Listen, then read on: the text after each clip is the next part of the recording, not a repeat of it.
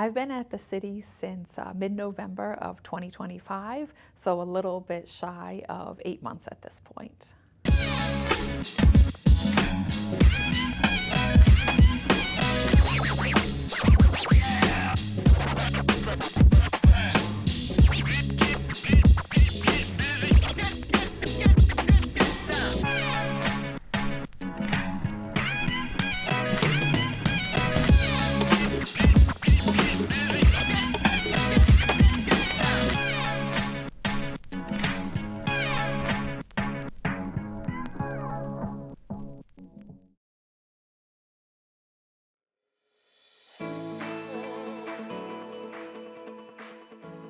So as a data coordinator here, I have a few different projects that I'm always working on. So one of them is helping other city employees get their data ready for the Cleveland Open Data Portal.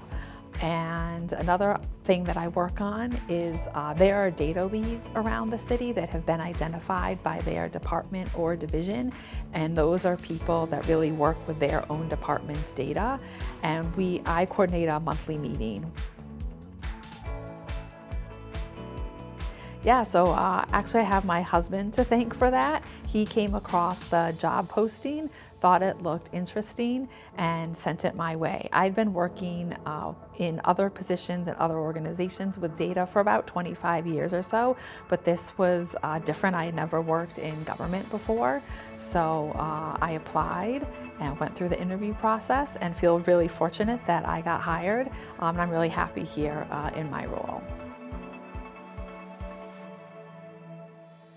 For my work, I really enjoy that it's very applied work, that we're helping determine how to use data to help inform decision making that's improving services for Clevelanders. And so I really enjoy how that is very applied, practical, making a difference. Doug in our office, he's the assistant director. He really loves Senior Day and encouraged all of us to volunteer for Senior Day. So I did that, and it was a really great experience. I was helping pass out produce to the seniors, and then also at the end of the day helping them get to their vehicles, so carrying stuff for them. And it just gave me a couple hours to really interact with some of the residents in the city of Cleveland. So that was great and a lot of fun. So the most important lesson that I've learned working at the city so far is that something doesn't have to be perfect in order to share it with others. When I started, I was working on a project and I was like, oh, it's not ready yet. It's not ready yet for people to see it. No, I need to still work on it more. And they're like, it's fine. It'll be great. This is an iterative process. We want to make sure that things are moving along and the data is getting out there and the dashboards are getting done. We don't want to slow things down to try to make them perfect.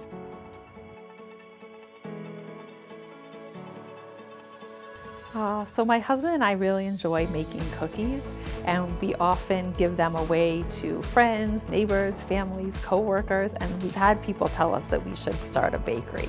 We are not really ready to turn a hobby into an employment situation, but a bakery might be a good contender if I wasn't working here.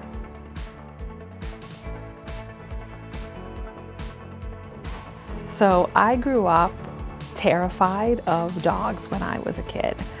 So when I would be walking home from school and I would see a loose dog, I would turn around and go a different route to get home. That's how scared I was.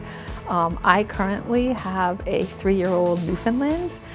So she is a pretty big dog. Her name is Larkins, and prior to having her, we had another Newfoundland named Derby. And Derby and Larkins were named after buildings on the Ohio State campus that are meaningful to me and my husband because that's where we met. So really, I really enjoyed hanging out with my husband and our dog, and we'll just do anything. We'll be at home, we'll go out to concerts with her, we just took her to Parade the Circle a couple of weeks ago. So anything where we can just hang out. I also really enjoy berry picking. It's something that I've done since I was a kid, and so every summer I try to go berry picking. The dogs are not allowed in the field, and my husband hates to go. So if I want some alone time, I can always just go berry picking.